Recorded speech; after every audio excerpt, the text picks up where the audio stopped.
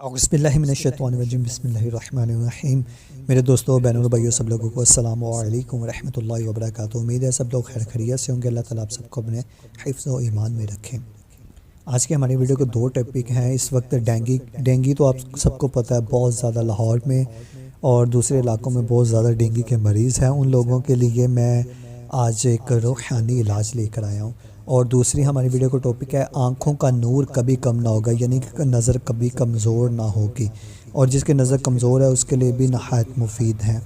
Dengue کا بخار بھگانے کا کامیاب روحانی علاج سورۃ الرحمن اور سورۃ تغابن، یہ میں آپ کو لکھ دیتا ہوں۔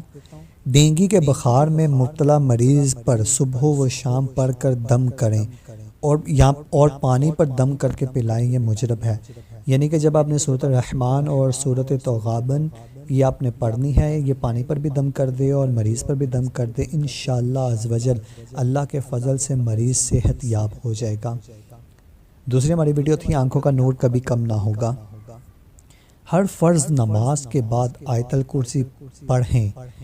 جب آیت الکرسی میں لائن ہے وَلَا يَعُودُ حِفْظُهُمَّ، یہاں پر پہنچیں، اس کو 11 مرتبہ آپ نے پڑھنا ہے۔ وَلَا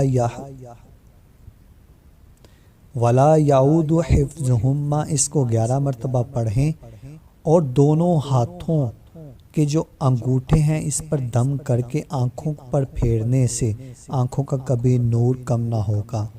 میں آپ کو آسان لفظوں میں سمجھا دیتا ہوں۔ ہر نماز کے بعد جب آپ نے آیت الکرسی پڑھنی ہے، جب آپ آئیں وَلَا يَعُودُ حِفْظُهُمَّ، اس لائن کو آپ نے 11 مرتبہ پڑھنا ہے۔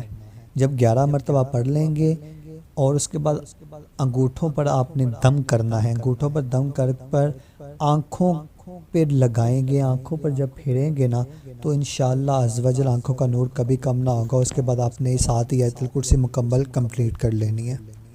اگر آپ کو میری یہ ویڈیو اچھی لگی تو اس ویڈیو کو لائک شیئر کمنٹ ضرور کر دیں، میرے چینل کو سبسکرائب کر دیں اور گھنٹی کے بیل کو پریس کر دیں تاکہ میری نئی آنے والی ویڈیو سب سے پہلے آپ کو ملے۔ ملتے ہیں ہم نیکسٹ ویڈیو میں، دعا میں یاد رکھیں کہ تب تک کے لیے اللہ حافظ۔